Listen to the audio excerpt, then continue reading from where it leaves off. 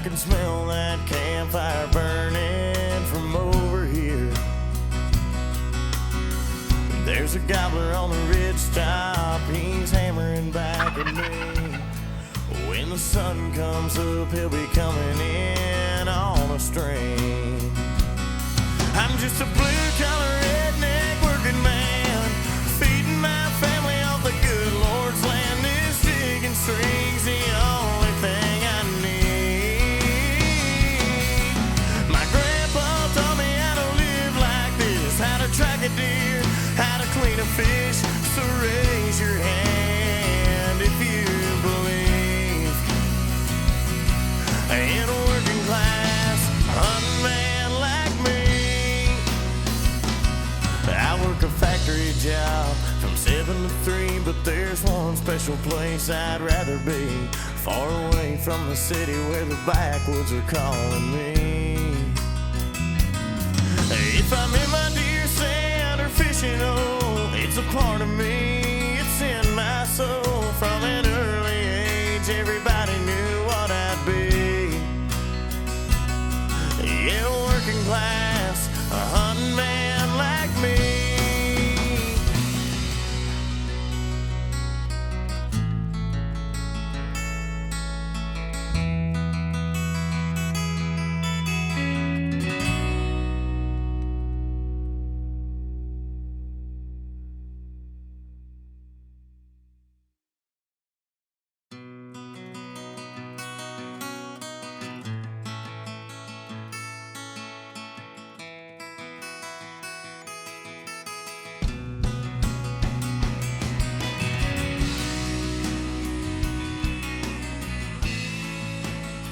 Hi, this is Heather with Working Class Hunter, and we're here today with Bill Rapaski, and he's going to speak about the Kentucky Hunters for the Hungry program. Well, Heather, thank you very much. We're very excited to be talking to working class hunters and explaining the program that we have established in Kentucky. Now, most states have a program similar to ours, but it's a wonderful program that we'd like all our hunters to become involved with. What we recognized is that we have too many hungry people in our community, and we also have too many deer. That presents a natural solution to that problem. As hunters, we can take an extra deer that we don't need for our own freezers or our families and donate it to a licensed processor so they can be turned into protein for our most needy people in the community. It is a wonderful program in the sense that it's proven that most of our hungry are young families, including young families with children who need protein for development. Furthermore, it assists us in managing our deer herd by giving the hunters an extra reason to go out and take an extra deer so that we're good stewards and the deer herd is maintained in check. And in addition to doing this, the side benefits also include reduction of crop depredation, reduction of automobile accidents, and also, last but perhaps not least, it's a wonderful way for all hunters to make a positive public relations effort for our sport. Okay. People talk now about the value of field to table. Well, this is the ultimate field to table exercise. We're bringing nutritious protein to the people in our community who are most needy of it. Okay. Let's take a little walk and I'll explain a little bit more about the program. Sounds good. Well, thank you. Thank you.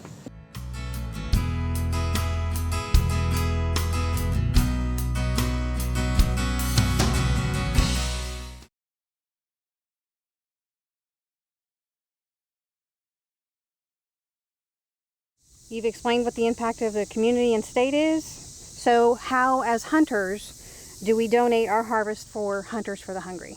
Well, it's very easy to do. On our program, Kentucky Hunters for the Hungry, we have a website where we have all our processors listed. And we are a statewide program, so we try to have processors across most of the Commonwealth.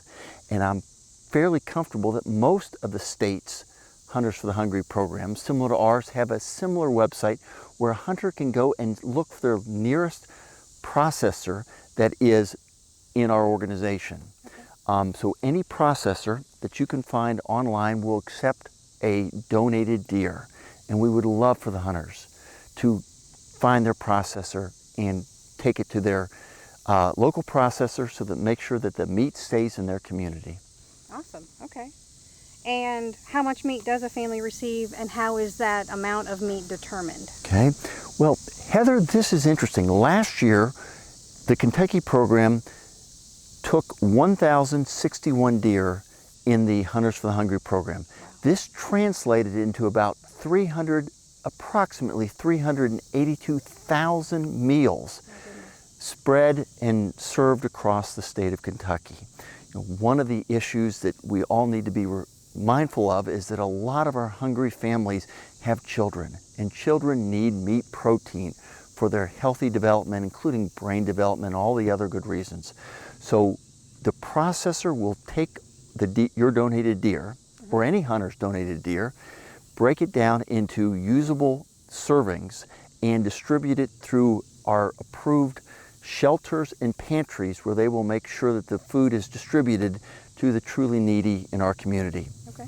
It will be either done in meals, or it will be broken down into family-sized servings. You know, a lot of our most needy don't have refrigerators. Okay. So once a week they can come to our shelter or our pantries and pick up 1 to 3 pounds of meat, for instance, and other food that they may need to keep their family fed during the upcoming week. That sounds great. That sounds great. And I believe I have one more question. How is Kentucky Hunters for the Hungry, or maybe even any state, funded? Okay, and that is a very important question to ask. Our funding comes from various sources. We receive some money from the Kentucky Department of Fish and Wildlife. We receive money from the Kentucky Department of Agriculture because they recognize that taking extra deer reduces depredation of the crops, as well as provides one more source of bounty from the land. We receive money from certain insurance companies, farming co-ops, but we really depend in large measure on individual donations made by hunters and people who care about feeding the hungry and promoting the hunting community in our state. Most sites like ours provide a place where you can go online on our website and make a donation. And every dollar received in our program goes to the processing and the feeding of the hungry people. We have no money for fundraising. We don't have an organization. All of us are unpaid volunteers, but we do it because we love it and we believe in the program. Okay, so as a hunter, I could maybe donate by paying for the processing? Absolutely. As a non-hunter, then I can go to your website and make a donation through the website. That both ways are excellent. Okay, And we good to know. Yes. Thank you very much. Well, thank you for taking the time and showing the interest. It's a great program. I'd say it is. Thank you very much for your time. All right. In association with country music artist Corey Farlow, music available for download at iTunes, Amazon, and all online retailers. And visit CoreyFarlowCountry.com.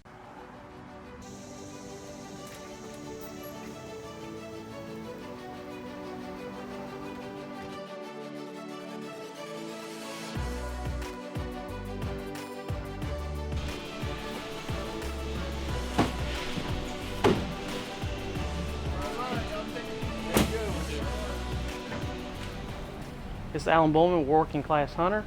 We're here with Brian Riendeau from Dare to Care. We want to talk a little bit about the Hunters for Hungry program and what it means to Dare for Care. Yeah. Well, it's great to be with you today, Alan. The role of Dare to Care is to make sure that everybody in our community has access to enough food to live an active and healthy life. And we do that by collecting donated food and buying food, and then distributing that out through a network of soup kitchens, pantries, and shelters where people who are in need of food assistance can get it.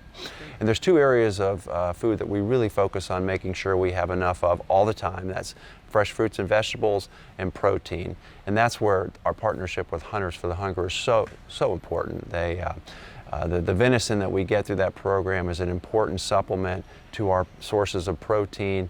and it's providing a great source of nutrition for people in need. So it's been a great partnership, and we're just very, very grateful for the support. Yep. Well, we appreciate your participation in the program, and it's definitely a help for us as being hunters to be able to have an outlet to be able to provide something for the homeless in different shelters like that. So it's great. It's a great partnership when you think about hunters benefit, farmers benefit because we're reducing the herd and the damage on their crops, and people in need of food assistance are benefiting. So hey, doesn't get much better than that. Nope. All right, Brian, appreciate it. Thanks. Thank you for your time. Thank you, Al.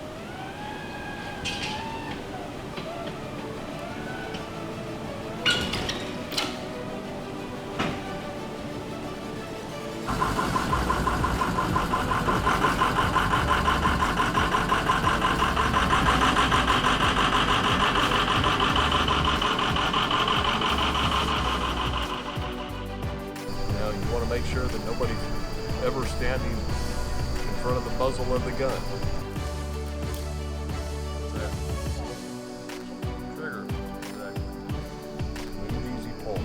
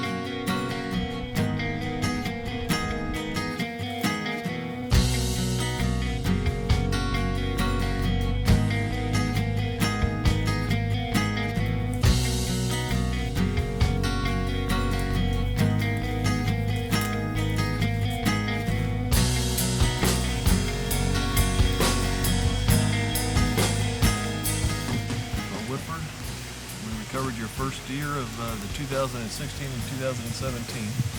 What do you have to say for yourself? Well, I don't know. I thought it was fun going in the tree stand and stuff. It was my first time ever going in the tree stand. Was it good? Well, do you want to say a prayer to God for giving us the opportunity to take such a fine creature? Yeah. We're going to take this deer. What are we going to do with it, Woodford?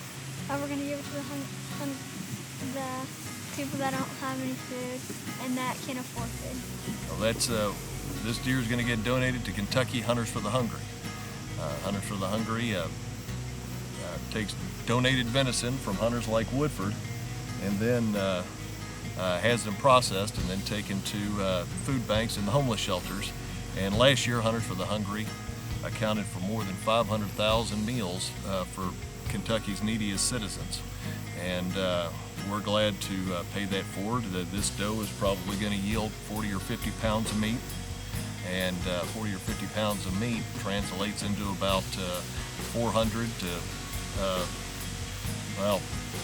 320 to 400 meals for folks that can't afford to feed themselves. So good job, Woodford. Did you? Was it an exciting hunt this morning? Yes. How many deer did you see? We sold 19. Okay, and did you have an opportunity to any other deer? Yes. Tell us about that. I had an opportunity of 3 bucks, but I decided not to shoot them because I knew that there were bigger deer on this farm, and I knew that there were bigger deer, and that I have more opportunities to shoot one deer. Well, and you also know that in these Zone 1 counties, it's important not just a buck hunt. You got to shoot some of the does to help out keep the herd in check, to help the farmers out, and hopefully reduce some of the auto collisions we see out on the road. But great job, buddy. I'm very proud of you, and that was a wonderful shot.